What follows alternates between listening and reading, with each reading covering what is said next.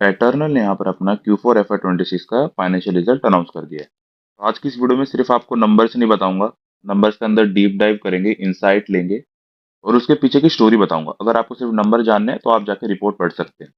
यहाँ पर क्या है, कई सारी हेडलाइन बन चुकी है और वो गलत है।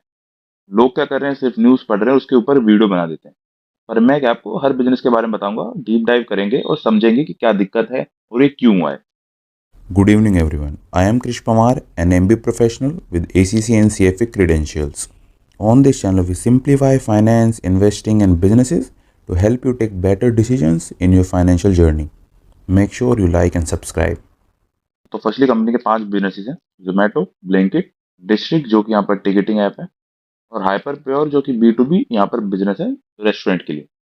जोमेटो ने यहाँ पर 532 करोड़ का EBITDA रिपोर्ट करा है और इसी EBITDA से फंड किए जा रहे हैं ब्लिंकिट, डिस्ट्रिक्ट और हाइपर प्योर।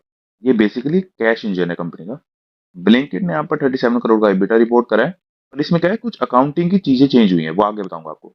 डिस्ट्रिक्ट ने हालांकि यहाँ पर लॉस रिपोर्ट करा है 81 करोड़ का। और ये क्या है, क्वार्टर ऑन क्वार्टर अपने लॉस को बहुत ज्यादा कम करते जा रहे हैं। हाइपर प्योर यहाँ पर फर्स्ट टाइम EBITDA पॉजिटिव आ चुका है, 5 करोड़ का EBITDA यहाँ पर पब्लिश किया है। तो यहाँ पर अगर आप देखेंगे रेवेन्यू ग्रोथ जो कि ब्लिंकिट की है, तो सबने यहाँ पर वीडियो बना दी, यहाँ पर आर्टिकल छाप दिया कि 187% ईयर ऑन ईयर इंक्रीज हुआ है रेवेन्यू।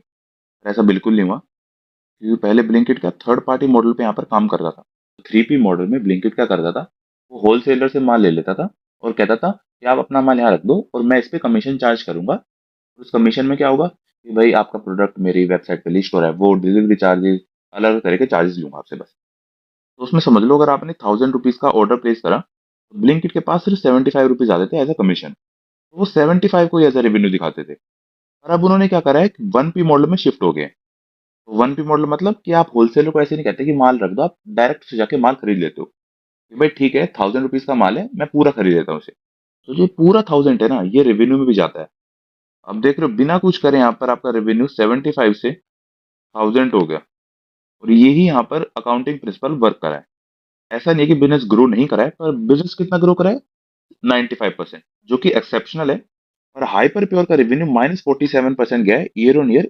और इसका क्या रीजन है कि जैसे मैंने आपको बताया ना कि ब्लिंकिट होलसेलर से माल लेता था, तो होलसेलर कौन थे यहाँ पर, हाइपर प्योर।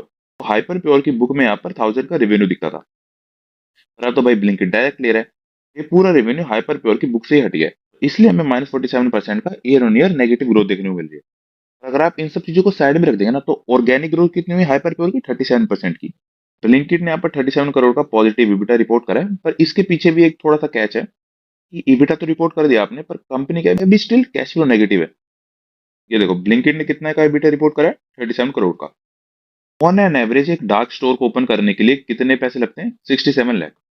और कंपनी ने कहा है कि हम 216 और स्टोर ओपन करेंगे, तो उसके लिए कितना कैपेक्स चाहिए होगा, अराउंड 1400 करोड़।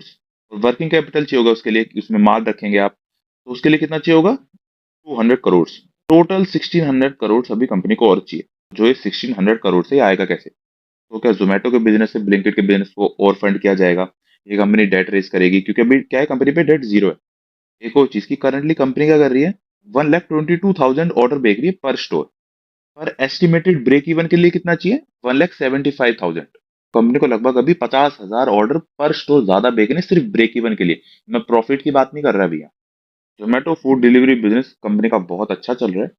अब ग्रोथ देखेंगे नेट ऑर्डर वैल्यू की, तो वो 14% थी क्वार्टर 2 में, 17 क्वार्टर 3 में, और अब हो चुकी है 19%। तो कंपनी टारगेट का दिया कि वो 20% से ऊपर ले जाकर इसको सस्टेन करना चाहेंगे। तो ये हुआ क्यों है कि कंटिन्यूसली यहाँ पर नेट ऑर्डर वैल्यू कंपनी की बढ़ रही है। ये हुआ है कि कंपनी ने यहाँ पर अपनी एवरेज ऑर्डर वैल्यू को कम करने की सोची। उन्होंने क्या करा कि जो पहले हमारा गोल्ड प्रीमियम आता था, वो आता था कि मिनिमम 199 का आप ऑर्डर करो और फिर आपको फ्री डिलीवरी मिलेगी। पर अब क्या है, वो सिर्फ 99 का कर दिया।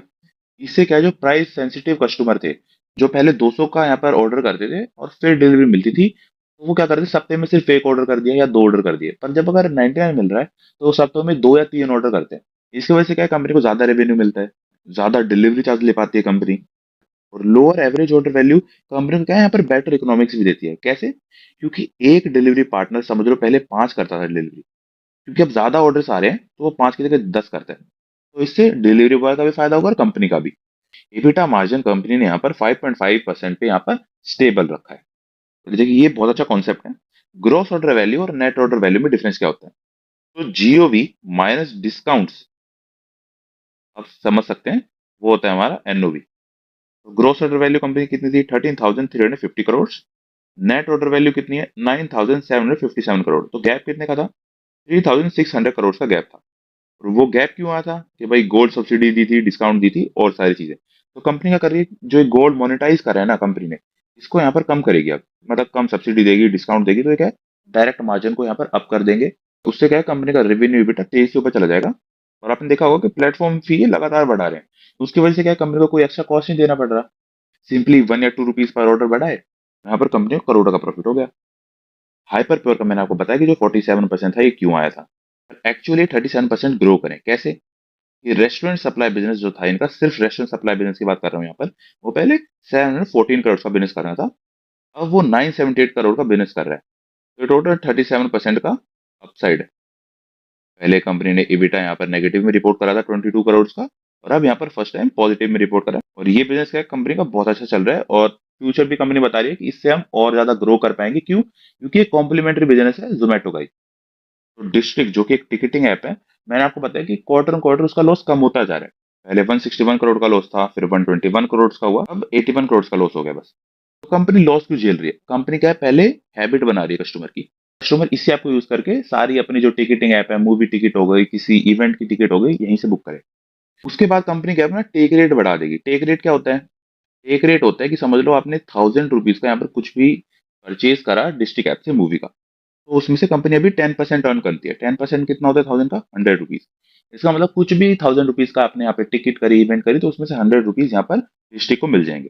क्या भी 32% है। तो जोमेटो पे आप 1000 रुपीज का ऑर्डर करते हो, तो 320 रुपीज वहां पर जोमेटो को मिलते हैं। इसका मतलब ये नहीं कि भाई आप डिलीवरी चार्ज दे रहे हो इतना, भाई ये सब हो रहा है, नहीं। वो एक एस्टिमेटेड है कि भाई जो एड भी चलती है यहाँ पर जोमेटो से, या फिर जोमेटो पेड प्रमोशन करवाता है, आपने एड्स भी देखी होंगी कई सारी, कूपन में जो एड निकलती है, उन सब का मिला के एक रफ एस्टिमेट है कि 32% कंपनी बचा देती है। वहीं डिस्ट्रिक्ट का भी 10% है। तो इसे अगर जैसे जैसे कंपनी से बढ़ाती रहेगी ना, तो इवन एट 15% EBITDA क्या है, ब्रेक इवन कर जाएगा। और एक है स्ट्रक्चरली लंपी बिजनेस है। इसका मतलब कि Q2 है जो कंपनी का, वो ज्यादा अच्छा परफॉर्म करता है एनी अदर क्वार्टर। क्यों? क्योंकि उसमें IPL की टिकट बिकती हैं, नई नई मूवियाँ लॉन्च होती हैं, अलग अलग तरीके के इवेंट्स होते हैं। तो Q2 है कंपनी का काफी अच्छा रहता है as compare to other quarters. और FY26 क्या था कंपनी का? फर्स्ट टू बेस लाइन थी। इसका मतलब कि इसी ईयर में कंपनी ने फुली इंटीग्रेटेड ऐप बनाया था डिस्ट्रिक्ट का, और उसे अलग से लॉन्च करा था, ना कि इंटीग्रेटेड इन जोमेटो। अब जो कंपैरिजन होगा वो बिल्कुल सही होगा। क्यों? क्योंकि अब बिल्कुल अलग ऐप है, सब कुछ चीजें अलग कर रहे हैं जोमेटो से डिस्ट्रिक्ट की, तो इससे क्या डिफरेंशिएशन बन गई है। और अब क्या है, कंपैरिजन आसान हो जाएगा।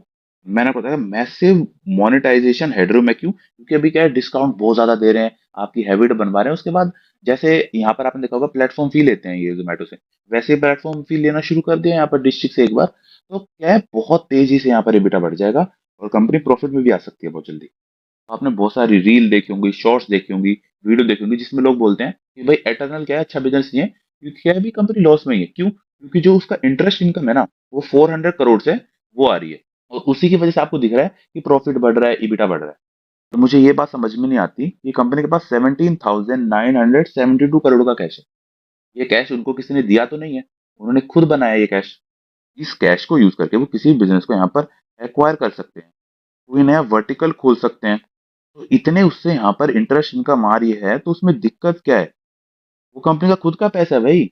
और आपको एक और चीज बता दूं कि जो ये 400 करोड़ आ रहा है ना, इसी को यूज करके कंपनी फंड कर रही है यहाँ पर। जैसे डिस्ट्रिक्ट का लॉस हो रहा है, पहले हाइपर प्योर का लॉस हो रहा था, ब्लिंकिट का लॉस था। जैसे मैंने आपको बताया कि ब्लिंकिट को भाई अभी 1600 करोड़ चाहिए, वो कहाँ से आएंगे? भाई थोड़ा इंटरेस्ट इनकम से आएगा, थोड़ा जोमेटो क्या है, खुद दे देगा, यहाँ पे ट्रांसफर कर देगा।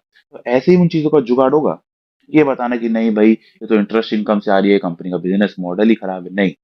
क्योंकि जो ये 17,000 करोड़ है ना, ये ऐसे ही नहीं कमाए किसी ने, ये बिजनेस करके ही कमाए। तो इसका मतलब बिजनेस मॉडल में कोई दिक्कत नहीं है, कंपनी A1 है। फिर क्या लोग पूछते हैं, भाई बाय करें यहाँ पे इसको, सेल कर दें या होल्ड कर लें? भाई ये सब मैं नहीं बता सकता, ये सिर्फ आपका डिसीजन है, आपका विजन है। क्या आपको लगता है Zomato, district, hyper pure, Blinkit ये बहुत अच्छा कर सकते हैं फ्यूचर में? तो आपको क्या है, इसमें इन्वेस्ट कर देना चाहिए। और अगर आपको लगता है कि भाई कंपनी क्या है, अभी टफ कंपटीशन फेस कर रही है, किससे? स्विगी से, जेप्टो से, और एक और चीज आपको याद रखनी, जियो मार्ट। जो रिलायंस जिस भी इंडस्ट्री में घुसता है, उस इंडस्ट्री को लगभग डिस्ट्रॉय सा ही कर देता है, आप समझ लो। अब उनका फोकस कहाँ जा रहा है? इस इंडस्ट्री में भी जा रहा है। होल्ड।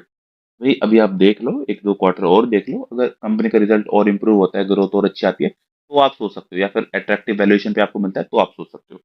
मेरी तरफ से कोई रिकमेंडेशन नहीं है, आपको अपना डिसीजन खुद बनाना है, क्योंकि पैसा आपका है और कन्विक्शन क्या है, किसी के बताने पे नहीं आ सकती। कन्विक्शन आएगी जब आप खुद बिजनेस को स्टडी करोगे और खुद उसके बारे में सोचोगे, समझोगे चीज़ों को, तो ही कन्विक्शन आ पाती है और तभी आप लॉन्ग टर्म के लिए यहाँ पर इन्वेस्ट रह पाओगे मार्केट में। So at the last, I would like to say that we are not a SEBI registered advisor. Please do your own due diligence before investing in stocks.